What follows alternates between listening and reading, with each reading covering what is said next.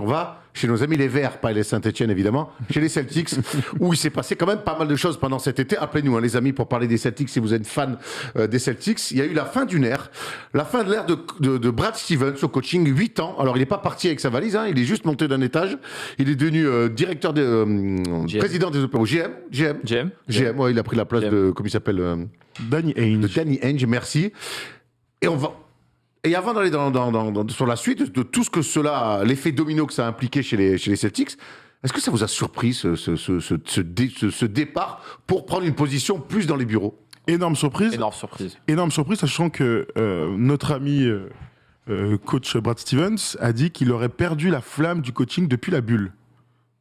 Et donc du coup, et ça s'est un peu ressenti d'ailleurs sur leur saison collectivement, lui à qui on promettait le titre de coach de l'année il y a quelques saisons encore, et bien finalement, il a un peu perdu son âme, et c'est lui qui le dit, depuis cette fameuse bulle. Donc c'est vrai que quand, juste après la saison, quand l'info était tombée, on a fait « Ah ouais, donc en fait tout ça s'explique, Danny Ainge était là depuis 2003 ».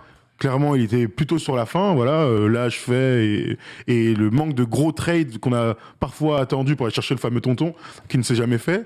Et je suis resté quand même surpris du fait qu'en fait le front office et le propriétaire des Celtics veuillent garder Brad Stevens. Ils auraient pu dire bon bah on fait vraiment un balayage complet et on part sur un tout nouveau projet. Ils sont quand même dit que le gars était un bon gars du basket et donc ils l'ont fait changer de rôle. Ça reste, tu vois, moi des parcours que je trouve un peu étonnants parfois. Je sais pas ce que t'en penses. Moi, un Malakoff qui est coach et qui me dit j'ai plus la femme pour coacher, par contre je veux bien être GM, je lui fais merci, la porte c'est là-bas. Bah, c'est ce que je dis. Et pas la porte du bureau pour être GM, la porte du gymnase pour sortir. Hein. Ou alors t'as une vraie relation avec le propriétaire. En fait, c'est pas ça. Il faut voir ouais, je suis d'accord avec ça. Il faut voir comment est-ce que ça s'est Oui, je pense que comment ça s'est fait. Ça se goupillait bien. Comment ça s'est goupillé. Exactement. Danny Ainge partait. On se rappelle qu'il avait fait venir le trio du titre de 2008. Il avait mine de rien fait des très bons choix à la draft. Il avait été très bon. Voilà, c'était peut-être une fin de parcours et je pense que c'était une suite d'opportunités. Donc voilà pour le cas. Après, il n'empêche que moi j'étais hyper surpris. On se disait Brad Stevens, c'est le gars qui peut être potentiellement chaque année coach de l'année, qui arrive avec une nouvelle vision, qui est parfait pour cette franchise, qui arrive à bien développer les jeunes, bien drafter, faire en sorte que les joueurs s'acclimatent bien. Voilà, on se disait c'est un coach qui va rester comme 20 ans, quoi. Qui va rester 20 ans quoi. Moi c'était la méga surprise. Alors après ils font du bon taf en ramenant Ime Udoka qui est pas un visage inconnu des franchises NBA, mais voilà, la surprise elle était totale pour moi. Pour moi, c'est unfinished business, vraiment. C'est un mec qui était appelé à être moins coach de l'année, à rentrer même dans les livres d'histoire, selon certains, grands fans des Celtics. Pour moi, c'est unfinished business. Clairement, il n'y a pas une finale NBA au bout. Il y avait cette jeune équipe. Bref, pour moi, le taf n'est pas fini. Il va peut-être le finir en tant que GM, pour le coup, parce que moi, je dis, tu veux plus coacher, mais je te donne pas le poste de GM. Il n'empêche qu'il ait le poste de GM. Et on a quand même l'impression que les choix qu'il a fait en tant que GM, c'est plutôt des choix de bons GM. C'est-à-dire, donc, on va commencer avec notamment la nomination d'Ime Udoka, qu'on connaît, tu as raison, passé par la Proa. Quelle équipe ? Évreux. Faux. Brest. Oh non, pas Brest. Je sais pas. Vichy. Voilà. Ok. Je savais que c'était une équipe en jaune, t'as vu, je dis que des trucs en jaune. Vert et jaune. Oui, du jaune. Assistant chez les Spurs, on se souvient, chez les Sixers et chez les Nets. J'ai eu la sensation, je sais pas pourquoi, ce mec-là me donne. Je trouve que ça fit bien. Ça fit bien parce qu'on sait que c'est un gars qui a une superbe relation avec les joueurs. On l'a vu cet été avec Team USA, il se tapait des barres avec la moitié des joueurs. On avait l'impression, ça m'a fait penser un peu à Tyronn Lue dans la manière dont il communiquait avec les joueurs. Donc oui, c'est un gars qu'on connaît, on l'a toujours vu avec Greg Popovich pendant assez longtemps. Après, il a commencé à faire son bonhomme de chemin. Il était pressenti, je sais pas si vous vous rappelez, ça fait plusieurs années qu'on se dit Ime Udoka, il va peut-être aller à Brooklyn. Il va peut-être. Il passait les interviews là, les entretiens. Il passait les entretiens, tu vois. Et donc c'est un gars qui mine de rien est connu, est reconnu, et c'est cool qu'on puisse lui donner sa chance.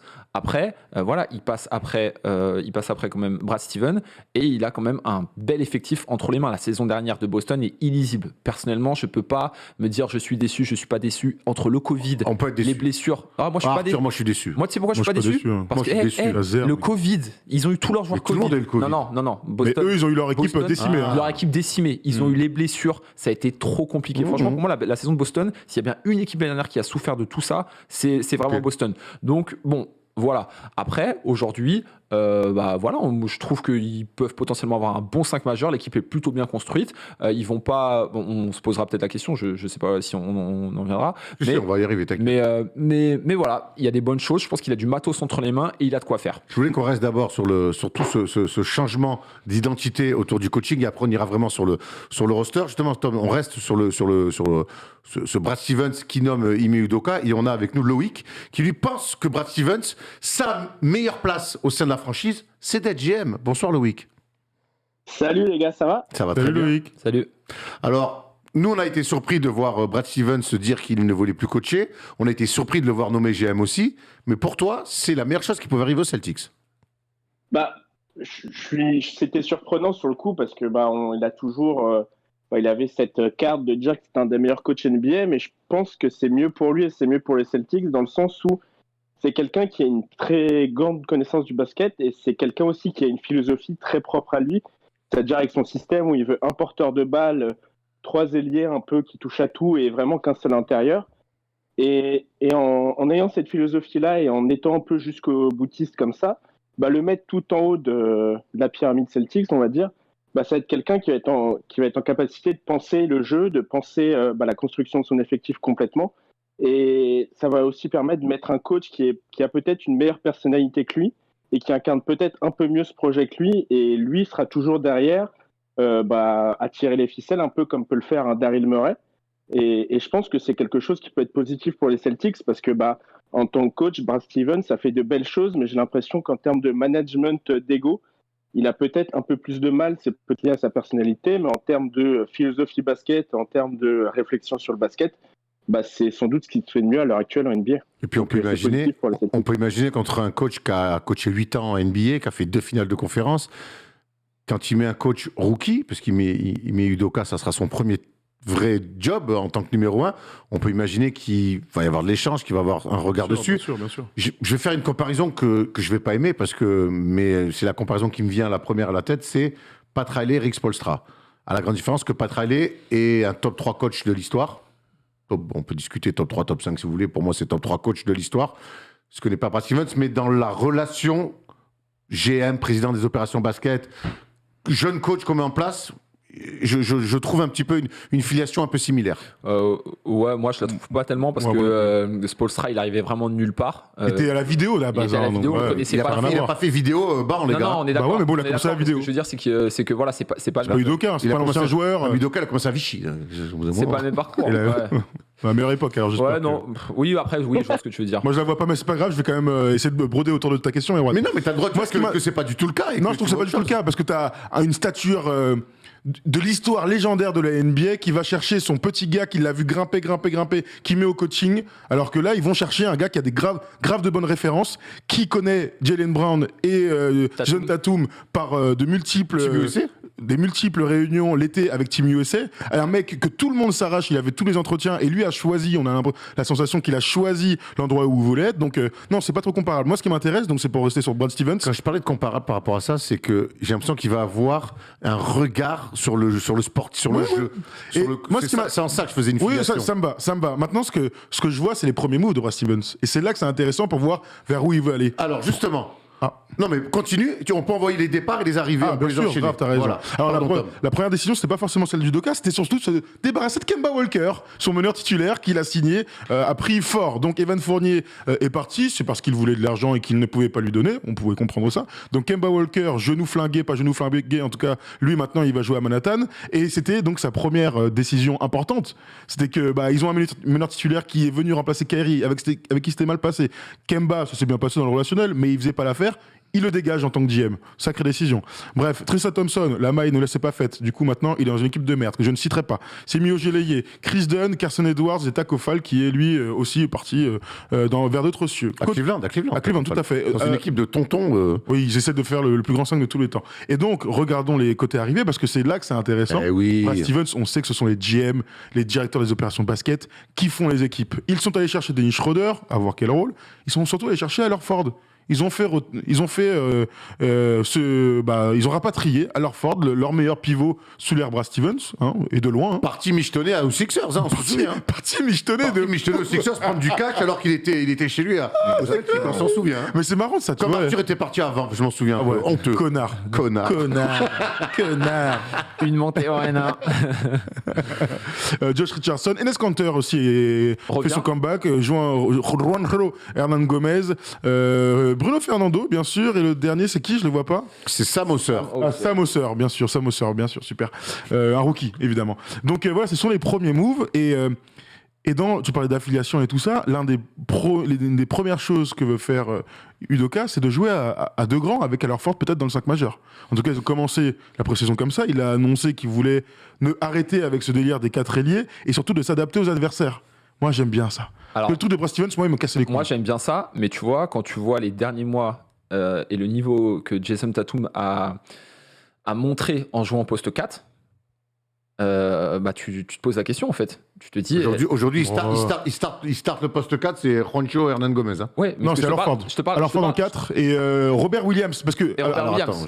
Moi je te parlais de l'année dernière. Oui. Jason Tatum, quand il était en poste 4, c'était n'importe quoi. Il a joué toute sa carrière poste 4, mais dans le système de Brad Stevens. Dans un système où il fait surtout sur la fin, que des ISO, que du 1 contre 1. Tu penses qu'en poste 3, il peut pas faire des ISO et des 1 contre 1, toi ? Je pense qu'il peut le faire. Mais après, il y a toujours des questions de spacing. Donc à voir comment est-ce que ça va fitter autour de ça. Après, et à voir, est-ce que lui, il se dit pas, c'est pas mal si je me fais défendre par des 4 qui ont peut-être un peu moins de mobilité, sachant que je suis hyper fort. Est-ce que si on me décale d'un cran, est-ce que je vais pouvoir autant m'épanouir ? C'est juste une question que je me pose. Oui, c'est une question qui mérite de poser. Une question que j'aimerais bien avoir la réponse de Loïc. Qu'est-ce que tu penses, toi, de vouloir faire jouer Jason Tatum exclusivement ailier fort ?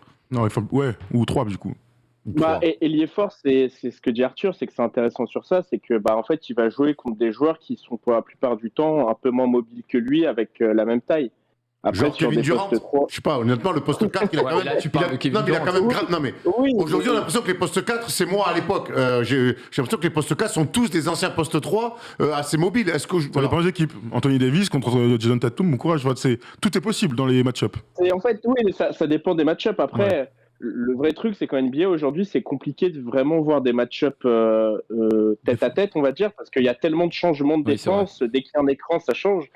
Donc 3 ou 4, au final, ça va peut-être pas faire de grandes différences. Après, c'est surtout défensivement où il faut voir en fait s'il va faire les efforts, s'il va être capable de défendre. Après, Kemba, pour vous dire sur ce qu'a dit Thomas, c'est Kemba part, mais au final, il part pas pour une question de niveau. Mais je pense que c'est vraiment c'est un peu comme ce qu'a subi Nicolas Batum, c'est que sur le fond, c'est un très bon joueur, mais c'est qu'en fait, le salaire qu'il avait, il n'était pas en adéquation avec le rôle qu'il pouvait avoir avec ses problèmes physiques qu'il a rencontrés au Celtics. Donc, il se débarrasse, il récupère un Dennis Schroeder qui moins cher, mais même profil. Moins cher et un peu et surtout, passeur, donc, on part un peu dans tous les sens parce que je veux qu'on reste sur Jason Tatum. Son poste, c'est très intéressant, ce truc 3-4. Moi, je crois surtout qu'on est tous d'accord pour dire que Jason Tatum est un joueur exceptionnel, qui a vraiment un potentiel pour... Tu sais, ce genre de mec, c'est ton franchise player, il te fait gagner un titre. En plus, il a à côté de lui un lieutenant plus qui est Jaylen Brown. Maintenant, on a souvent vu aussi, dans la bulle, un peu l'année dernière par moment, même s'il a mis des cartons face aux Nets en play-off, on l'a vu un peu dans ce hero ball, et on en reparlera d'un autre un petit peu plus tard. Moi, ce que je vais attendre aujourd'hui de Jason Tatum, au-delà du nouveau système avec Udoka, poste 3, poste 4, je pense que de toute façon... L'erreur, ça serait de le figer sur quelque chose, ça serait s'adapter, comme tu disais. Maintenant, je veux du leadership. Et leadership, et on le dit souvent, cette phrase, c'est emmener les gens avec toi. C'est clair. Emmener les gens avec toi. Et maintenant, oui, il est très fort. C'est l'un des top scorers NBA dans la création, les mecs le plus dur à défendre. Pour lui-même. Maintenant, je veux un peu de Marcus Smart en lui. Je sais pas si vous voyez ce que je veux dire. T'es aux Celtics en plus, et les Celtics, c'est cette culture-là. C'est...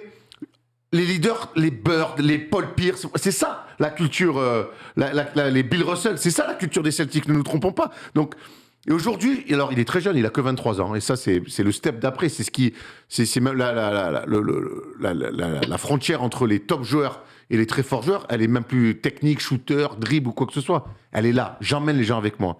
Est-ce qu'à 23 ans, il est capable de le faire cette année ? Oui, moi j'ai le sentiment qu'il est capable de le faire.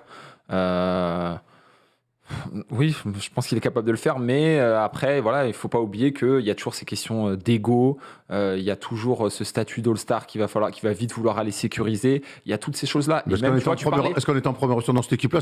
Non, mais normalement, si tout va bien, il n'y a pas de raison normalement, là-dessus. normalement, pas de raison, mais tu sais, tout à l'heure, tu parlais un petit peu de l'histoire du maillot, le poids du maillot et tout, franchise la plus titrée à l'égalité avec les Lakers et tout, mais il n'empêche qu'aujourd'hui, on est dans un autre système, tu vois. Aujourd'hui, c'est des systèmes de starification, bref, on va pas revenir dessus. Et voilà, est-ce qu'il va réussir à faire cette transition-là? Je pense qu'il en est capable, mais voilà, peut-être qu'il va falloir attendre encore un petit peu.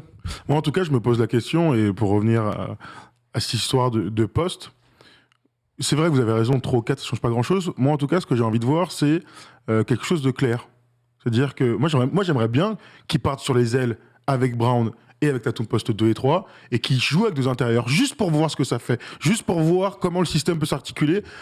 Parce que ma grande frustration, et tu l'as dit tout à l'heure, c'est qu'à la fin, tu parlais de Hero Ball, mais techniquement, il est fantastique, il est capable de prendre des tirs sur n'importe qui, mais en fait, le basket, ça ne peut pas être que ça peut pas être que du 1 contre 1, que de l'isolation, que du quart de terrain, et ainsi de suite. Ça doit être aussi amener les autres. Il doit avoir une évolution. Tu parlais de Kevin Durant, à la Kevin Durant, époque de Casey, où en fait c'était au début qu'un scoreur, puis ensuite il s'est étoffé, puis il a commencé à vraiment apprécier inclure les autres, faire des passes D et ainsi de suite. Donc toutes ces stats ont été gonflées, et pourtant il joue avec Westbrook qui est un glouton sur la passe D. Donc il doit avoir ce type d'évolution dans le jeu. Oui, et puis défendre un peu, ça peut aider. Mais bon, ça, à la rigueur, c'est encore autre chose, c'est dans la tête. Mais en tout cas, dans son évolution de jeu d'attaquant, ouais, il faut qu'il lâche un peu plus la balle, il faut qu'il joue des pick and roll, qu'il en joue plus comme ça.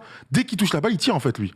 Et ça peut poser problème dans les grands moments. Je pense pas que ça pose un problème en saison régulière. Surtout quand à côté de toi, tu as quand même un Jaylen Brown qui clairement a été. On a eu quelques débats qui étaient vraiment le numéro 1, le numéro 2. Là, on a l'impression que la hiérarchie est assez claire. Oui. Pourtant, c'est un mec à 25 points l'année dernière. Il est 24 6 Mais il n'empêche que le numéro 1, c'est. Donc, il est entouré. Sur Jaylen, il n'y a pas grand chose à dire. On sait que. On a l'impression que c'est un joueur où on connaît déjà toutes ses qualités, qui va continuer à progresser, un vrai two-way player. C'est ça, c'est un vrai two-way player.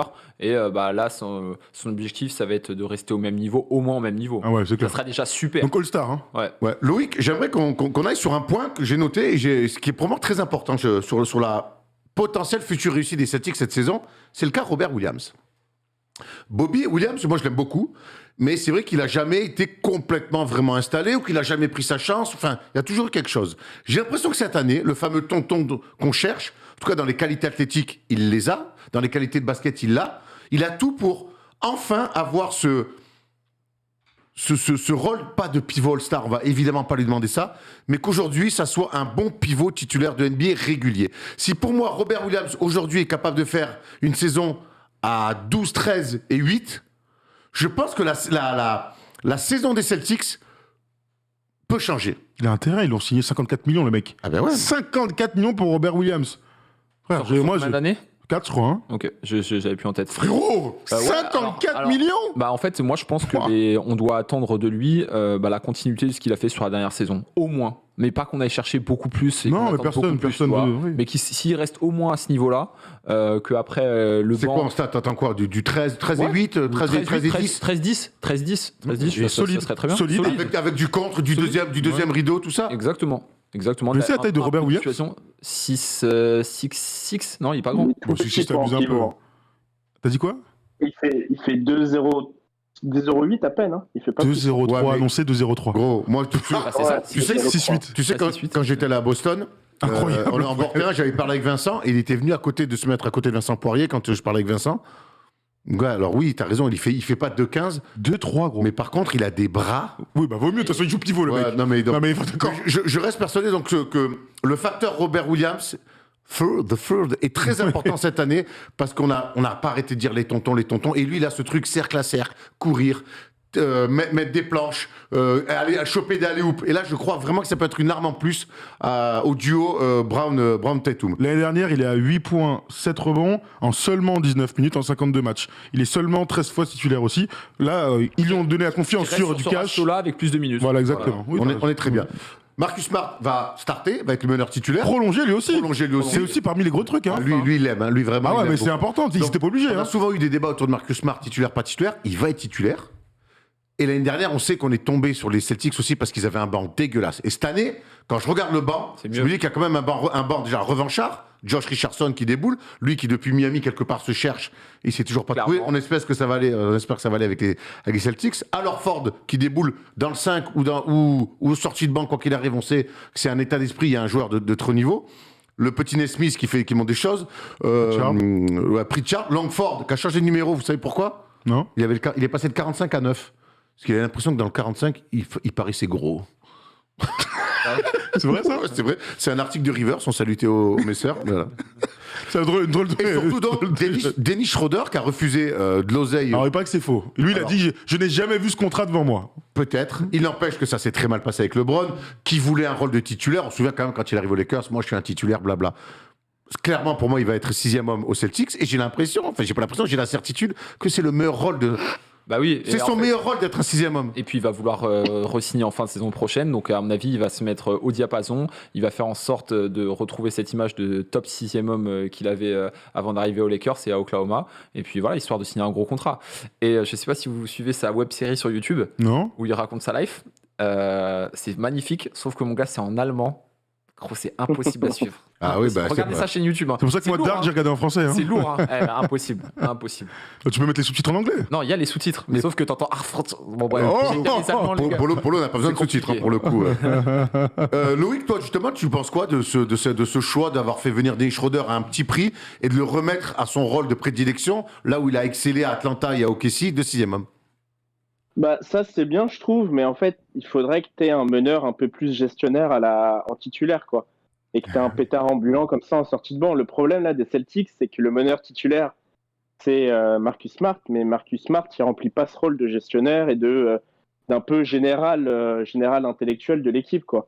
Et c'est ça qui me fait peur un peu pour ces Celtics, c'est que ils ont peut-être trouvé la solution au problème du tonton à l'intérieur, même si je pense que Robert Williams, sur la durée, c'est peut-être un peu petit, même s'il est très haut, il va chercher mais beaucoup d'intensité, mais je le vois plus comme un energizer.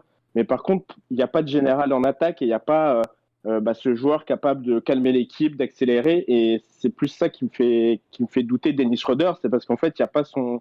On va dire, il y a le côté accélérateur de Dennis Schroeder et il n'y a pas... Il y a le yin et il n'y a pas le yang, quoi. C'est ça, ouais, c'est exactement ça. Moi, je te rejoins complètement. Pour moi, il y a deux problèmes dans cet effectif. Le premier, c'est la main. Schroeder sera certainement pas titulaire. Hein. Oui, ce sera Marcus Smart. Moi, je pense qu'à la main, il leur manque un mec. Même Pritchard, qui est deuxième meneur, qui monte des choses, c'est les mecs, c'est plutôt ambulant, il va mettre des TGE, il va faire kiffer, tu vois, ce genre de truc. Marcus Smart est un vrai bon joueur, mais il n'a pas l'âme il a l'âme du rassembleur et tout, mais c'est pas un bon meneur gestionnaire qui va mettre la balle. Surtout que depuis qu'il a développé son tir, il adore shooter comme un fou. Dennis Schroeder, j'en parle même pas.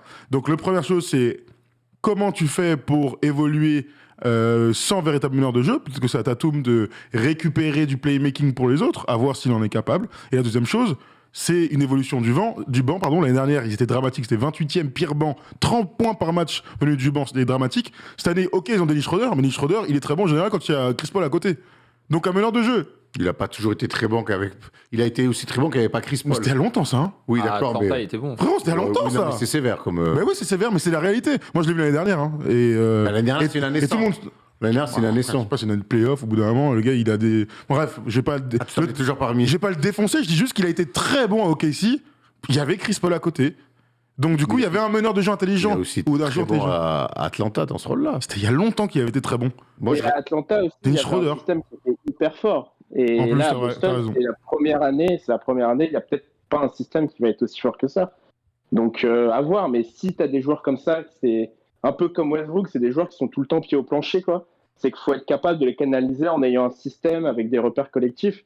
Et en année 1, comme ça peut être compliqué pour eux parce qu'ils vont être exposés et ça va être compliqué de repartir avec eux en les ayant exposés comme ça, quoi. Tout à fait. 2017-2018, sa dernière année à 19 points. 2018 J'étais une éternité, quoi.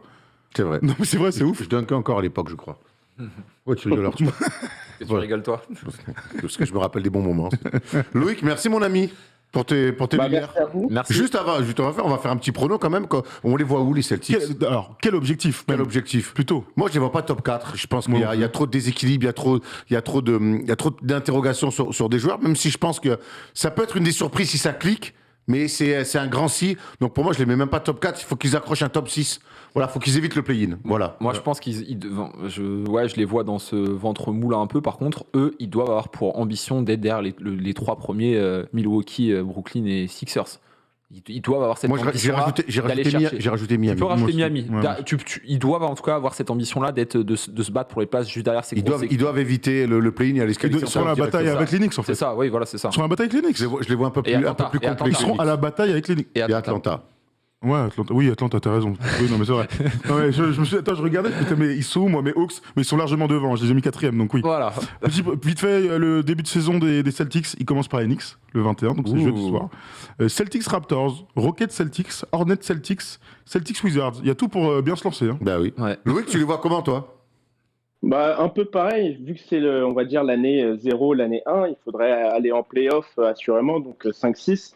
Mais après, je les vois pas beaucoup plus haut parce que bah il y a toujours des défaillances dans cette équipe et au-dessus, c'est quand même équipé entre les Bucks, les Nets, même les Hawks qui vont avoir encore une équipe très intéressante avec une année de plus dans les pattes. Donc, ça va être dur d'aller au-dessus, mais il faut être à cette place-là pour continuer d'être attractif et pour continuer de montrer qu'il y a du progrès, quoi. Eh ben voilà, écoute, on va suivre ça. En tout cas, merci Loïc pour ton appel. Merci Loïc. Merci. Merci à vous, les gars. Allez, bonne soirée. Bonne soirée et bonne saison. Et bonne saison, évidemment, pour les Knicks. On enchaîne, messieurs? Ouais.